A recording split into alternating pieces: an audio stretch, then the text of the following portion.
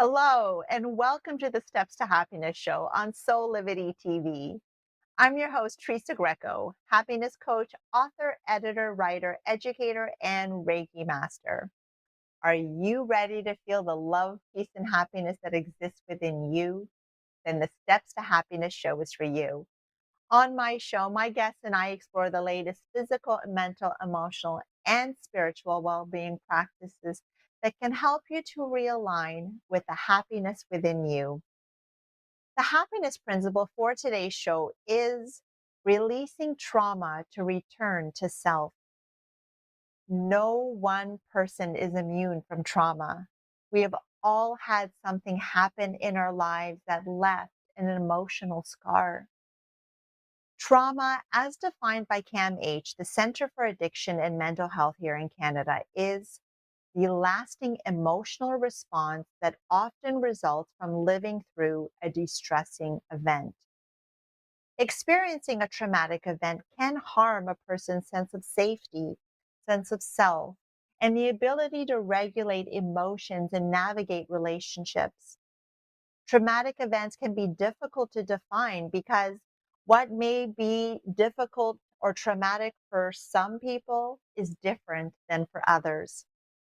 The effects of traumatic events such as abuse, neglect, a serious accident, being the victim of violence, living through a natural disaster or war, or sudden expected loss are all emotionally challenging, whether they're a one-time occurrence or a long-term chronic pattern.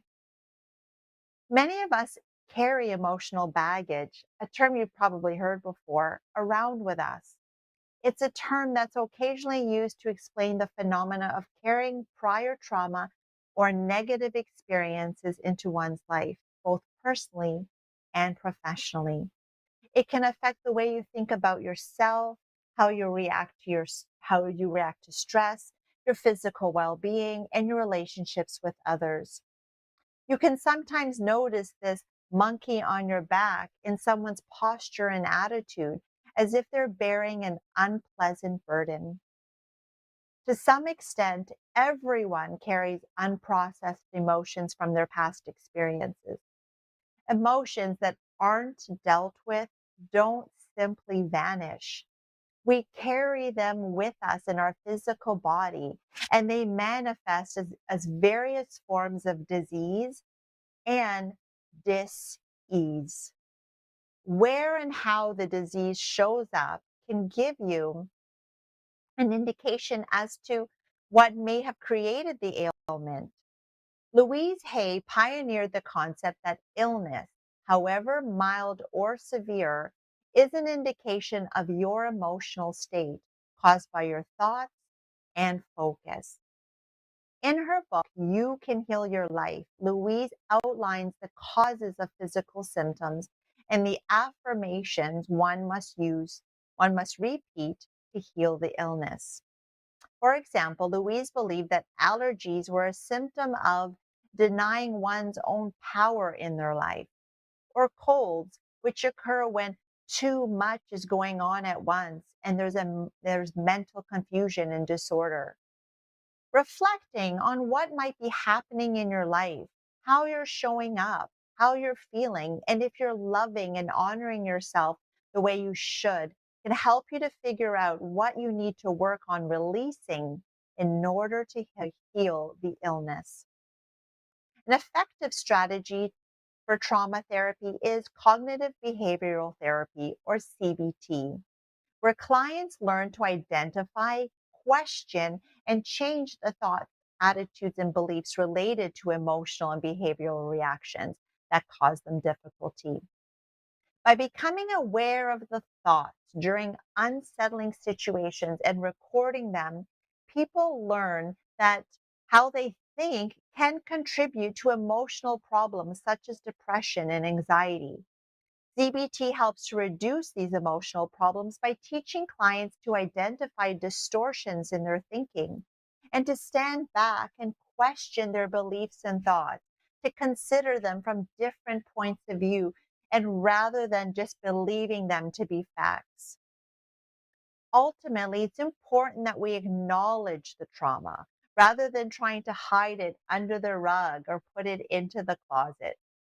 This emotional baggage is showing up in different areas of your life, whether or not you're making the connection to the heartache, disappointments, and dis-ease that's present. In order for us to be in alignment with the love, peace, and happiness that we are, we need to acknowledge the blocks that are preventing us from feeling that love for ourselves and the joy in our lives. We do need to go into the darkness and use our innate light to dispel what's holding us back from being who we really are and having the life we really want to lead. With that being said, I'd like to introduce my first guest. She's an intuitive trauma release and self empowerment coach, a certified TIR facilitator, author, and Reiki master. Sandra Cruz, hello and welcome to the show. Thank you so much for having me. It's a pleasure to be here. Thank you. Now, Sandra, if we could start off with you sharing a little bit about your story that eventually led you to do the work that you're doing with your clients. Okay. Well, my name is Sandra Cruz, and I have been through quite a bit of trauma in my life. I was sexually assaulted. Well, I was molested when I was 12, sexually assaulted when I was 14. Excuse me. I was bullied in school. I was raped when I was 22. And when I went to see a psychologist to help me through my trauma, he dismissed me in the first session saying, "Well, I believe you already worked through it all. What am I supposed to do?" So, and that really was a turning point for me because at that moment I had hit rock bottom and I had a choice of staying down there or working myself back out. And I climbed out. Sandra, thank you so much for being vulnerable and sharing that with all of us.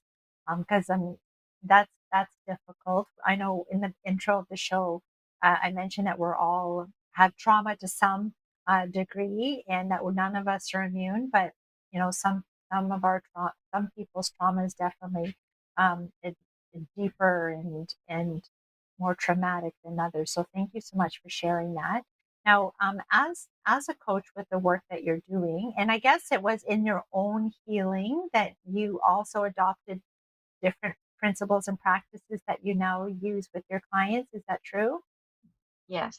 Everything that I use with my clients, except for my specific modalities, I have worked with for myself and with amazing results. So, yes, I use everything that I've learned on my own journey with my clients. Yes, yes. And similar to me as a happiness coach, that the work that I do now with my clients, the same thing would be the principles and practices that I've adopted over the course of like the last 10 years as well, that I've been on my happiness journey that I now use with and I share through my writing and show and Mm. everything like that. So it's amazing how our life experiences help us to figure out what are our one of our purposes. We have lots of different things that we do, but one of the things that we're supposed to bring to the world in this lifetime. So thank you very much for the work that you're doing. Now, if you can maybe share a little bit with us about how does trauma show up in our lives, in the sense that because we're all carrying emotional scars, let's say, and often they're like pain bodies or emotional triggers and pockets. Even I've heard them called emotional pockets that get stored in the body and sometimes can lead to physical manifestations or physical dis-ease because of that, those emotional pockets that are left or pain bodies that are left, that if we don't deal with them, they affect our everyday lives, even if we don't want to deal with them, right?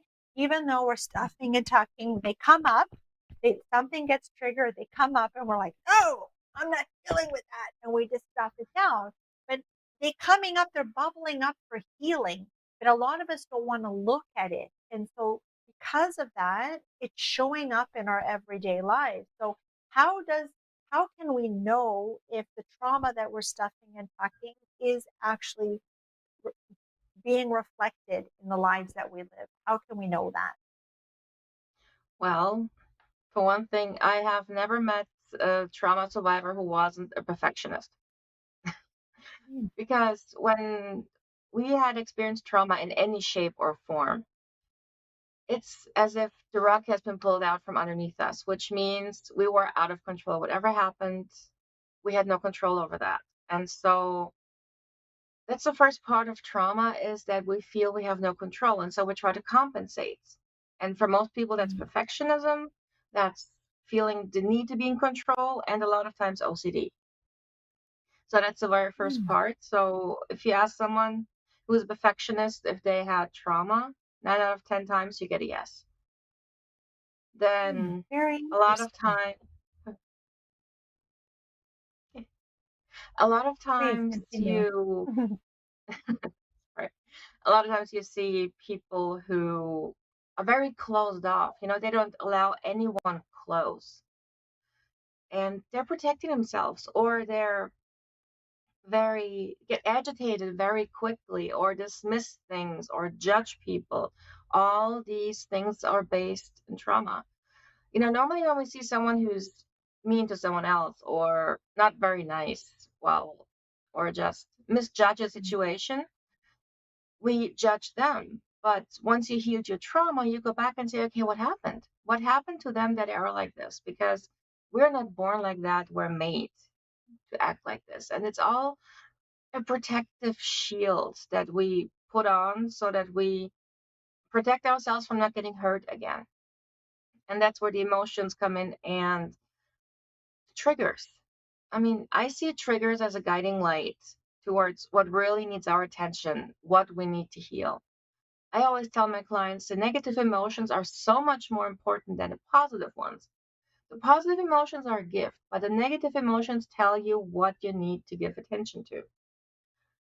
And for some Mhm, people, it's very difficult when they have suppressed their emotions for so long to allow them to the surface and be what they are, and to tell their story. And there's many mhm, amazing practices you can work to get through that, but and I'll get through this later. So, mhm, but yes, I mean, emotional triggers. Let's say a relationship. We find the love of our lives. We have a relationship. We get married. Honeymoon phase is over, and all of a sudden the problems start. Now, the reason is, first of all, our parents never really taught us how to communicate, because they never learned how to communicate. So we have our own trauma in communication. Men are raised this way, women are raised that way. But since we're in a time where we are spiritually growing really fast, things that our parents used to do don't work for us anymore. And so we start to resent them and don't understand why. So let's say if your partner leaves the socks out on the floor and that drives you nuts, and he doesn't understand why because he has always done that. Things like that. But we have never learned to communicate, to just say, here, I'm not your mom, put your socks away, or anything like that. Then we're being triggered, and this causes so many rupture in a relationship. We all bring our own baggages to relationships. I always tell my clients, if you move into a new relationship, don't bring your old one with you. So mhm, basically, if you were, let's say, cheated on in a past relationship, don't expect your new partner to do exactly the same thing. Give them a chance. mhm, Let them help you heal. So mhm, it's really mhm, not always the deep trauma that we carry around. It's the little things. It's the limiting beliefs. It's what happened to us before that we can't shake. And yeah, there's so many different ways that we just being triggered. And the thing is, once we understand that we're being triggered, we can actually change it. We can actually release that emotion. mhm. Now, that's where I think the courage comes in, right? Because people are scared to go there. They are scared to go into the dark and to look at those skeletons that they put in the closet, to look at what they shoved, under the rug, is that they're scared to go there. And that's why it takes courage to say, I'm going to look at it. So there's 2 points that I want to make on that one. Number one is that it's important that we go into the dark, because in the dark we find the light. We find that Mhm. because we are love, peace, happiness, we are light. So even though we're scared to go in there, but when we go, we meet the light. We are all of those. We are whole, healed, and complete. Our spiritual self is the light. And so we, by going into the dark, is where we are completely supported, and we are actually going towards the light so that we can return to who we really are, which is Mhm. that part of ourselves that is infinite and eternal. And that even though that part of ourselves in our physical shell, so as spiritual beings having a human experience, that our physical self experienced the trauma, but our spiritual self is always intact. And so when we go into the dark is where we can only encounter the light of who we are. And the light just dispels all of that darkness. So what we're actually afraid to look at, it all goes away. Like it's healed, it's released on so many levels, not just on the level that of what's happened now, but it could be like, deep and historical and generational and all of those things, that this opportunity for healing is allowing all of that to be healed. And so what I really want people to know is that don't feel scared, because what you're actually doing is, by going through the darkness, you're going to meet the light and the love and the peace and the happiness of who you are to get there. So that was one of the points that I wanted to make.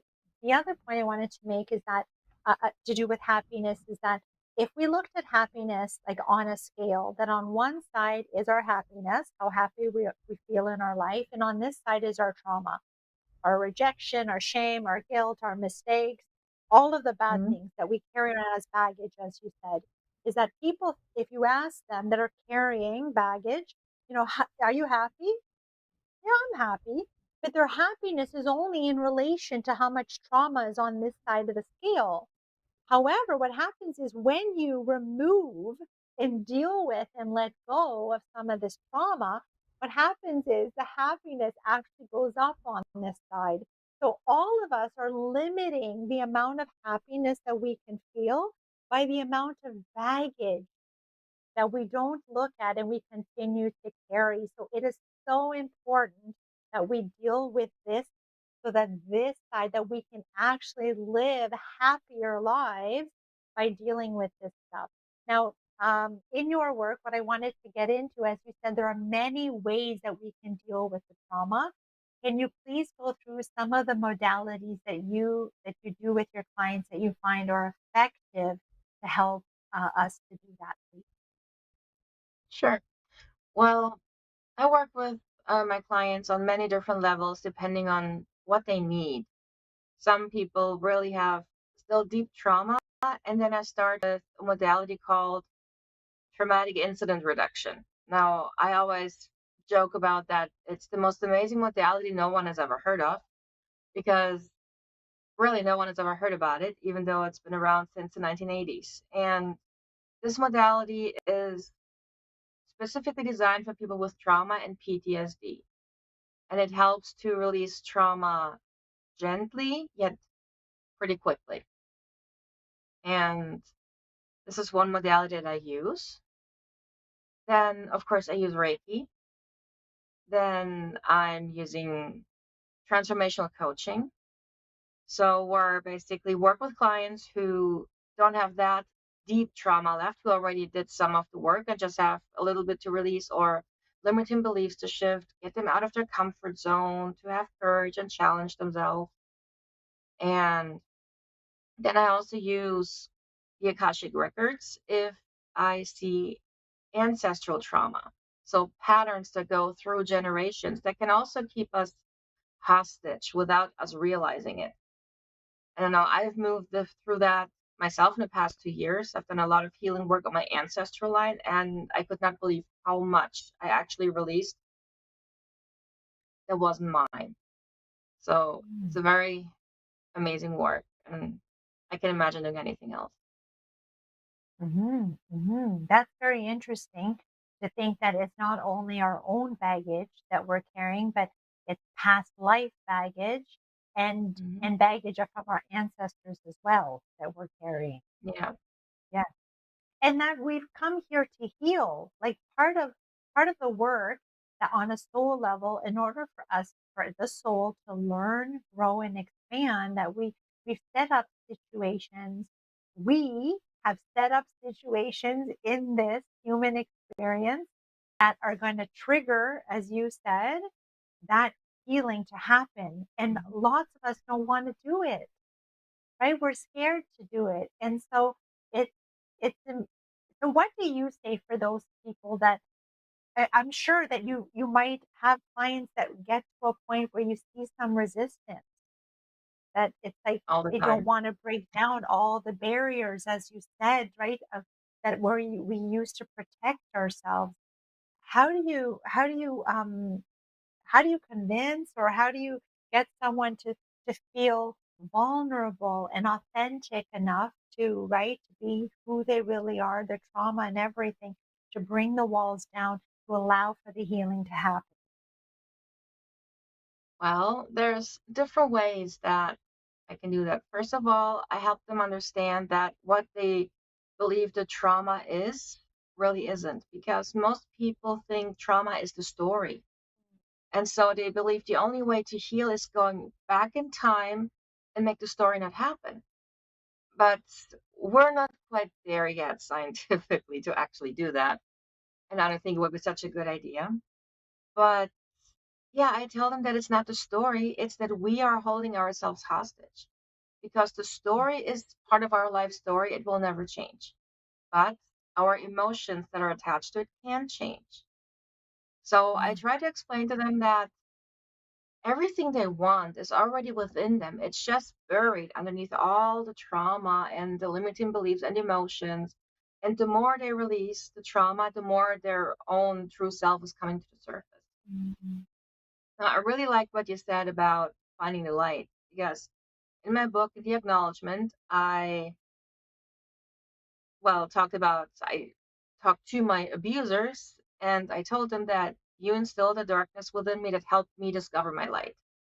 And that is so true, because for the most mm, part, we don't even know who we are until we really have to dig deep and dig ourselves out underneath all this mm, trauma that we have. And with that, we actually discover who we are. The beauty is when you're healed, you're so empowered, no one can ever take this away from you. mm, It is very difficult to re traumatize a person who has fully healed. It's extremely difficult because we know how hard we fought to get to that point, and we're not willing to give it up because it's just the most amazing place to be. Wow. That's beautiful. All of what you just shared is so beautiful. So by explaining that to them, that it's like these stories that we replay in our mind, and sometimes we replay the story as not even as it was, right? Because Yeah, true. 99% is how we perceive it, and 1% is how it actually is. So a lot of the time most 99% of the time we're looking at a situation through our own lens. And so part of your work is getting people to see that not necessarily the way that they're perceiving it is as it is. Right. Mhm. Yes. Are And there any other techniques that you can help people to connect to that light inside themselves so that it doesn't seem so scary? what I always love to do is use a guided meditation where I help my clients look out of their body as the soul. So they're not looking through their eyes, they're looking out through the eyes. And this is a very powerful transition, to because you feel the difference and then you see that you can help your body heal to release all the trauma because you're a separate entity. and you feel this for the first time. And it's very powerful. But of course, I can only do this with the clients who are open to the spiritual aspect. Not all of my clients are. And so I stay within the boundaries of their beliefs and don't catapult them into mine. Usually they join my beliefs and want to learn more about spirituality, but that's the road because healing is a spiritual journey back to ourselves. But yes, guided Mhm. meditations most definitely, or a little bit of coaching, to coax them out of their comfort zone. And I love giving homework, like little challenges. And that really makes them step out of their comfort zone just ever so little so they can Mhm. see nothing happens when you step out of your comfort zone. On the contrary, Mhm. it's positive what happens when you challenge yourself. So Mhm. I'm not a person who ever gives up. I mean, I didn't give up on myself, and so I will most definitely not give up on my clients. And they know that. I tell them that from the very beginning. And so, yeah, so they know that I will root for them. I will push them through if I have to. They know I do not sugarcoat things. Most of them appreciate it. But Mhm. yeah, Mhm. it's amazing Mhm. if you just give That's a little nudge, the willingness for the people to heal, it shifts so quickly because Mhm. when they reach out, they know they're ready. It's just the fear they have to overcome, that very first step. Yes, yes, that makes sense. And I love what you said about it's just about coming home to who we are, Mhm, remembering who we are, that that we are is always there for us to tap into. It's always there. But the world again takes us away from it. And it's about coming back to that place that of wholeness and and completeness that always exists within us, but it's just a matter of tapping into it and finding it. So mhm. thank you so much for that. Sandra, is there anything else that you wanted to share about how maybe I'll ask you this question is once we start to work through the trauma and just maybe with the experience with your clients, how does your life change? Just to say that if someone is hesitant and they're listening and they don't want to go into the closet, what could you say to maybe inspire them to say, I'm gonna take that first step? As you said, most of the people that come to you already, but they have some fear around it. What would you say Mm. to those people? Well, fear is normal. It's very normal. It's the courage that we have to move past this fear. Everybody on this planet is worthy of being happy, is worthy of being healed. Trauma is not a life sentence. And as such, we can let it go. We can release this blanket that's covering who we are and step out of it and move forward. It's not our responsibility to keep it on. Like we think Mhm. some people think they may deserve it, and there's the guilt Yeah. aspect, and which is a difficult one, but even that we can release if we understand the trauma. And so, Mhm. yeah, we're worth it. And healing trauma is so worth it. It's I can tell you I've been in the deepest, darkest hole you can imagine, but I'm in a place where I wake up and I'm so happy. I feel light. I feel elated. I love what I do. I love my family and my trauma. I still remember everything, but it has no emotional value. Mhm. And Right, right. that's so worth Now, it. thank you, thank you. Sandra, if people would like to connect with you after the show, how can they do that? Well, people can connect with me through my website. It's riseaboveyourstory.com. You can find me on LinkedIn under Sandra Cruz, and you can find me on Facebook on Rise Above Your Story.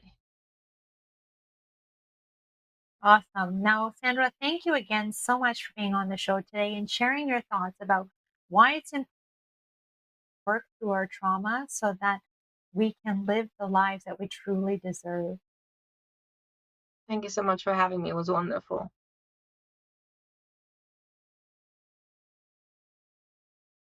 Stay tuned as after the break, I'll be discussing trauma with Dr. Marnie. I'll see you after the break.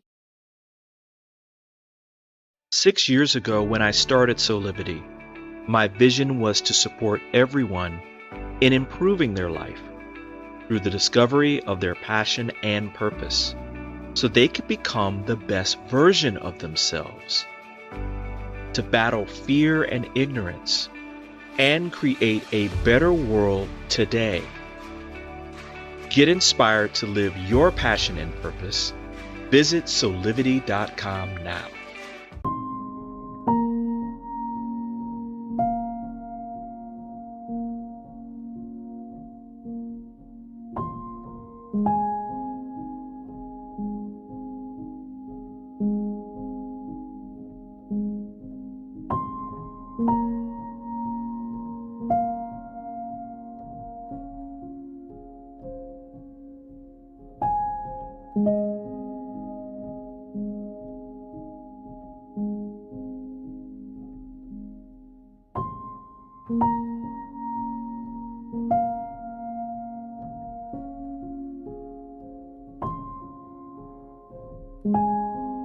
You can find all the Satana products at our Go shop on Solivity at go.solivity.com now.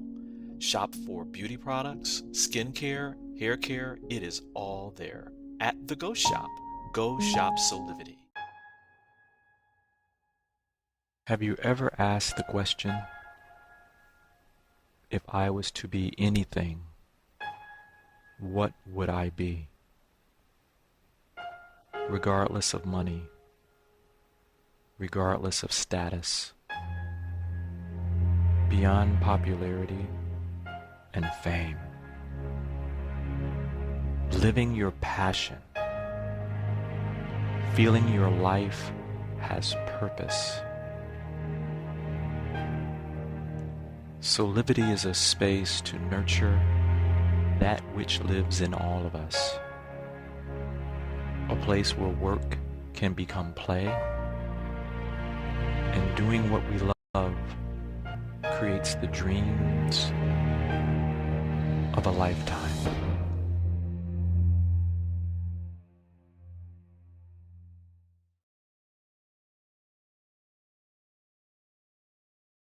Welcome back. I'm thrilled to introduce my next guest.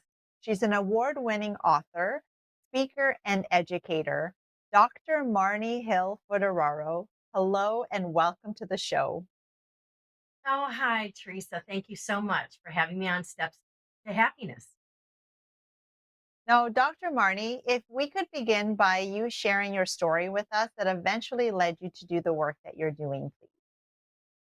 Sure, I'm happy to talk about it. I really believe that I'm in a place right now of letting go of trauma, but it's important to understand trauma that you have been through. Without even looking back at my childhood or anything like that, I was going about my life. And, I believe sort of living the American dream, raising a beautiful family and a beautiful neighborhood.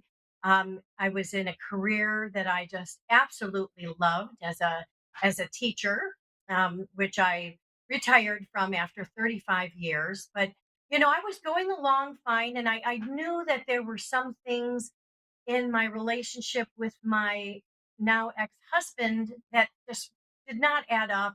There was a lot of cognitive dissonance. I was questioning some things, but at the same time, I was just busy living life and I ignored numerous red flags. And there came a point after 27 years that I just could no longer ignore the red flags. And I chose to file for divorce. And little did I know that the abuse that I had been experiencing without really acknowledging it ramped up after I, made my escape. And that I guess is pretty common. And so um it's been it was definitely very challenging. You're almost in survival mode at some point. But I knew it was the best thing to do to leave my marriage. My children were adults at the time. I think it would have been a lot harder if they were younger, because of the type of person I was dealing with. Would definitely have made things extremely contentious. I mean, he did anyway, but it would have been even worse if the kids were minors. But anyway, I knew I was a happy, loving, honest, caring person, and that I deserved, to be treated in a positive way. And and so after leaving, I know this was the best thing for me, but there were significant losses as a result. So the trauma comes in with, I just lost my home, all my money, my belongings to a smear campaign. I even lost my support system, friends and family, and of course the neighbors and that type of thing. Luckily, I did have a very stable job as a teacher, and I had a couple years left before I retired. But so it was very, very traumatic. I mean, making any kind of decision to leave any kind of situation is challenging, but it was very traumatic. But then when I lost an adult child to parental alienation, an adult child, this isn't a little person. This is someone who you would think would know better. They know the dynamics of both of their parents. That was just heart wrenching, just very, very painful for me. And it put me on a quest to learn about what I was going through, to understand the personality type and condition of my abuser, but also to look at my own intergenerational family traumas or my own baggage that I came into this situation. So, I'm just not a big believer in pointing fingers at other people and blaming everything on someone else. I really believe that, there are a lot of factors that contribute to any traumatic situation. And, but you do need to protect yourself and you need to get yourself in a safe place. And, just because you understand that doesn't mean that, you should stay in a situation that's necessarily abusive. So, that was part of my trauma was, choosing to leave a marriage, and then realizing, wow, it had not been necessarily a healthy relationship for a long time. And, you know, I had to do the work to work through that. Um, and, a lot of it is just knowledge and information. And, you're very much alone when you are in situations like this. Any kind of domestic violence, or family trauma situation, when you're really, trying to put the pieces of the puzzle together, you're really alone in doing that. Your friends could give you some support, but then sometimes you realize those friends don't always have your best interest either. So you really have to do a lot of work on your own. And, I'm happy to say that I have moved past that trauma, and it was definitely a process. And the journey will continue. I think it's a lifetime journey. But I have found a lot of healing in writing and in moving to, a new location where I can be surrounded in nature. And I've just kind of reinvented myself in a way. So, Mhm. Mhm. Thank you, Dr. Marnie, for sharing your story with us. Very vulnerable of you to do that and to share some of your struggles. Now, it is it is difficult for us to maybe look at some of that emotional baggage, let's say. And I say baggage because it's something that we carry with us and it doesn't go away. It leaves that emotional scar within us that until we decide to go into the darkness and actually look at what those emotional scars are, and that only then can we return to the love, peace, and happiness that we are. In that, I look at happiness as, yes, it's our essential nature, absolutely, but also like a two-sided coin, that if we're not feeling happy, then there are blocks that are preventing us from doing that.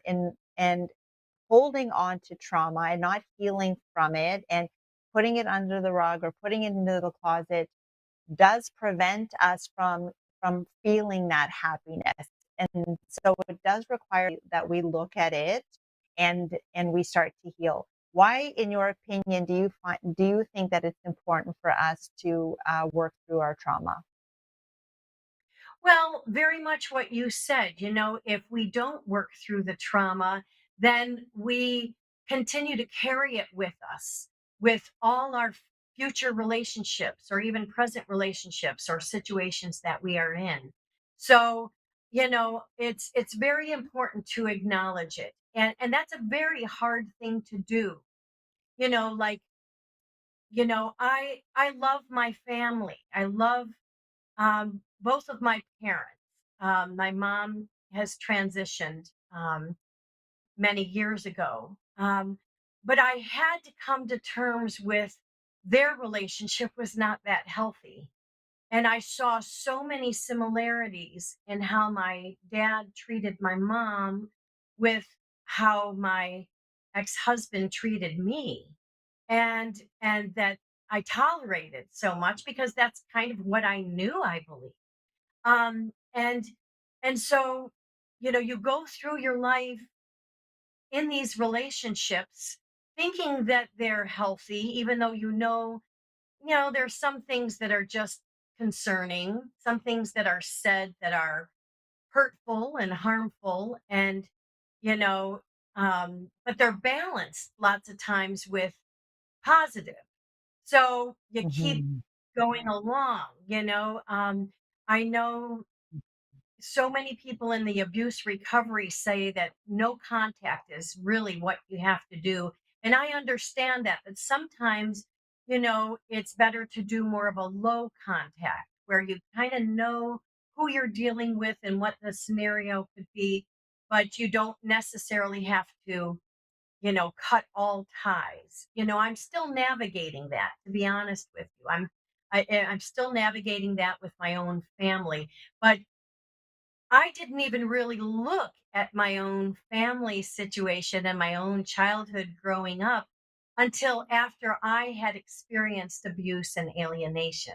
So it kind of was necessary to experience that to really do the inner work, to, look at the dynamics all around. But, I Mhm. definitely believe in light and goodness and love, and that those are the vibrations I live by. But I think that it's necessary to experience the dark to appreciate the light. Mhm. So, because the show is called The Steps to Happiness, we very much talk about the different steps or strategies, methodologies, practices that can help us to deal with whatever situation. So, today we're talking about trauma. So, what are some of the steps that you feel can help people to work through their trauma? Well, I would say one of the biggest things is gathering information, just kind of arming yourself with some knowledge. You're not the first person to go through all this. There are other people that have, and because they had the courage to speak out, or whether it was some sort of professional that obviously probably had some sort of experience with this, but that could give advice or suggestions to people. There's a lot out there, and not all of it is applicable to you or something that you want to follow, but a lot of it is. And so I think the first step to the happiness is arming yourself with information and learning, learning about um, what you went through, um because Mhm. hindsight is 2020. You lots of times it's after the fact that you realize, boy, I should have done this or I should have done that. Um but so much of us learn by experience, and what we go through. So I think, you know podcasts like yours are amazing because you have these open, candid discussions about these things, and I think our voices matter. And it does take a certain level of courage, or you have to be at a certain level in your healing to be able to talk about it, because there's so much fear involved. You by the time you finally realize you've been in an abusive, toxic relationship, you know, whether it's a romantic partner, a family member, whether it's a workplace, relationship, because this Mhm. can really go across the board. It's You've already gone through so much, and there's been so much kind of gaslighting um, over many years that you kind of question your own reality. You question, did I really see that? Did Mhm. I really hear that? um, because the abusers will say, "Oh, no, no, that's not what you saw. You didn't see it like that." Or if you heard it, wrong. So Mhm. you're mistaken, you know you must be mistaken. And and and then after a while, when you hear that so much, or if they get other people to chime in and kind of support them, you do Mhm. start questioning. It doesn't matter how intelligent you are, how successful you are in life, what your strong core basic principles of integrity are. You still can be and that's kind of with this abuse, you still can be gaslit to question your own reality.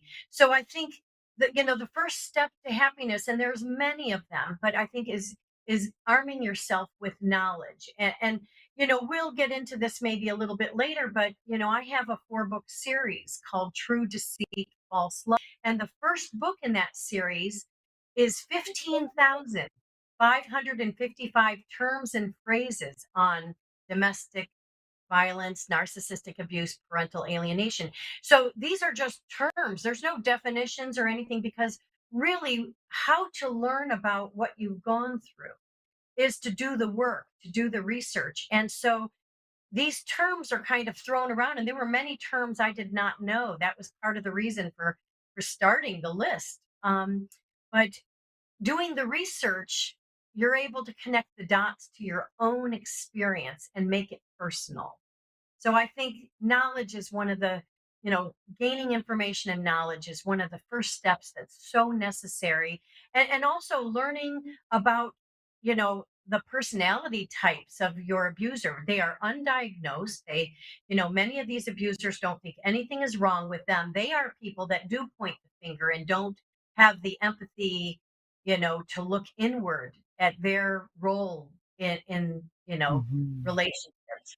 So I think it's very important to look at the various different types of abusers and the strategies that they use, just so you're knowledgeable about what to expect, or at least to explain what Mhm. you are through. And then it seems that's when we turn inward and we look at ourselves and say, how did I contribute? What made me the kind of person to stay in something so long? Like in my marriage was 27 years. Things just didn't happen overnight. There was a lot that happened over numerous years, that I ignored, or I might have addressed, but was kind of put down and, kind of uh, made to believe Mhm. that, I wasn't looking at things right. So the information is all around. It's about the abuse, it's about the abuser, and it's about yourself. Mhm. Yes, thank you so much. And I'm sure a lot of people are connecting with exactly some of the examples that you're sharing right now, because it's true. That is the dynamic that can happen between partners. And then when, like you Mhm. said, you have other people chiming in, and it's all on that one side, it does start to get you to maybe second guess yourself. And so, in order to avoid that, to stay connected to who you really are, it's it's what are some of the practice that we can do that so that we don't get sidetracked, right? Because we can then get pulled away and begin questioning ourselves. But the core of who we are knows our truth and knows why we're going through this experience, what we're supposed to take away from it, what we're supposed to learn.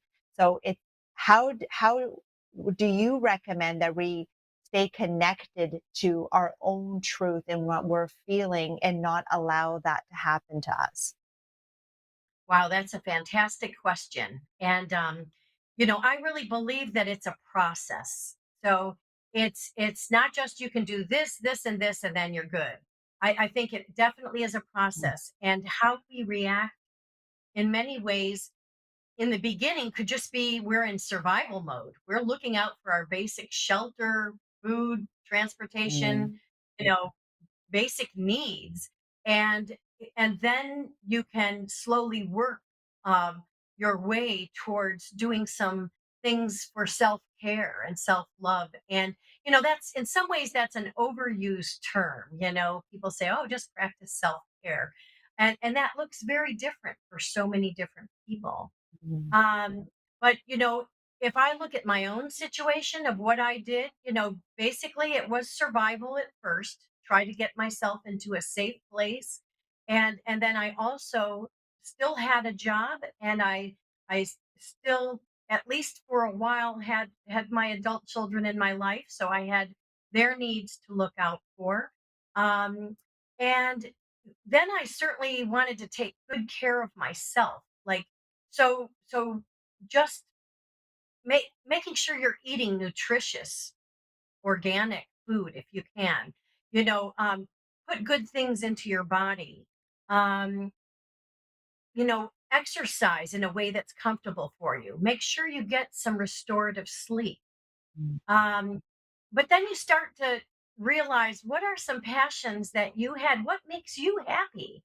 What were things that maybe you you put on the back burner because you were busy living your life or raising a family, or whatever the situation was. Go back and revisit some of the things that make you happy and that bring you joy. And then also rediscover discovering new things that might not have been your passion at one point but then are now.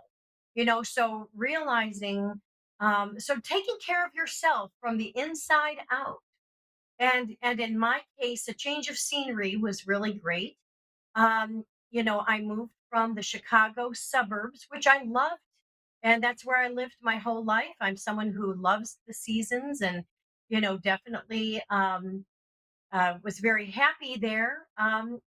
And it was very close to go visit many places in the United States. But then I ended up moving to the Caribbean, and that has just opened up my eyes to a whole nother world. And I've always enjoyed travel and different ethnicities and different cultures. And I kind of feel like I get that here, even though it's the United States Virgin Islands where I live. It's definitely a different world. And so I'm embracing that. But mm, there's definitely, it's a journey. And, you know, um, I was going to say I filed for divorce in 2013. Um, and unfortunately, I still have to deal with trauma. My ex-husband is mhm, still taking me to court, even though we didn't have minor children.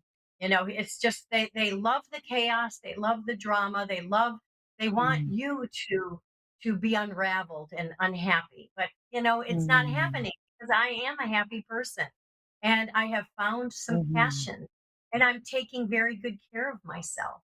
And mhm, I'm finding joy. I've released a lot of negativity. That's like what we talked about earlier, of understanding the trauma and acknowledging it, and releasing it so you can make room for the positive.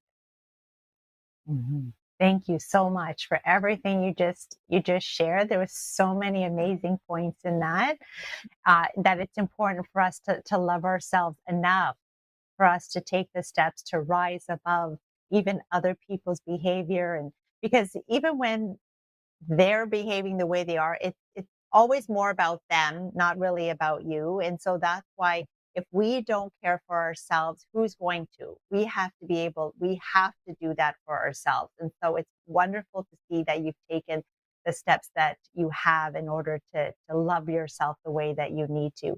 Now, Marnie, if people would like to connect with you after the show to, maybe check out your books and even just for support. I don't know if you offer that at all, if you have any forums where people can connect with you who might be going through some of the same things. Well, I am not a licensed counselor, and I don't pretend to be any kind of expert in domestic violence or narcissistic abuse or parental alienation, although I have experienced all of that. And I am starting to understand more about intergenerational family trauma. So I would say check out my books because my website is where I can be reached and where all my information is. It's the name of my first book, which was a spiritual fiction, which actually is related in a way, spirituality and prayer and meditation, and realizing that there is a bigger purpose to our world is actually part of all the healing process.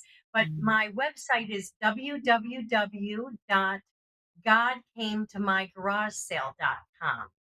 Now, I just want to say thank you, Dr. Marnie, for being on the show with us today and sharing the steps that we can take to let go of our trauma so that we can really be who we truly are.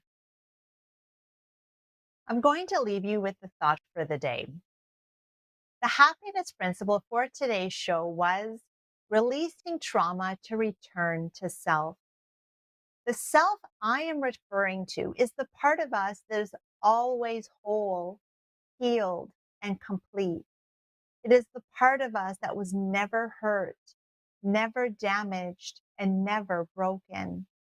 Although our physical self went through the experience, our spirit was never touched. Our spiritual self is always here to nourish us and remind us of who we really are. We are not our trauma. We are not our mistakes. We are not our dis-ease. Some people identify themselves with their disorder saying, I am depressed. You are not your depression, and the label does not define you. You may be feeling sad or depressed, but the true essence of who you are is whole and healed. Knowing this can help us to release the experience by focusing on what was learned from it and coming to a place of gratitude for what happened that helped us to grow and expand, which is what our soul came to earth to do. Practices like meditation, prayer, and being out in nature can help us to connect with our spiritual self, where the love, peace, and happiness reside. Practices like these can help us to leave our trauma, rejection, mistakes, regret, and past behind, and be reminded of what and who we really are. Spending time with our spiritual self helps us to recognize the ways we may not be loving the other aspects of ourselves the way that we should, and to make adjustments. In order to live a happy life, we must remove the blocks that are preventing us from being aligned with the wholeness and perfection that we really are. Thank you for being with me today on the Steps to Happiness show, and I look forward to being with you again next week.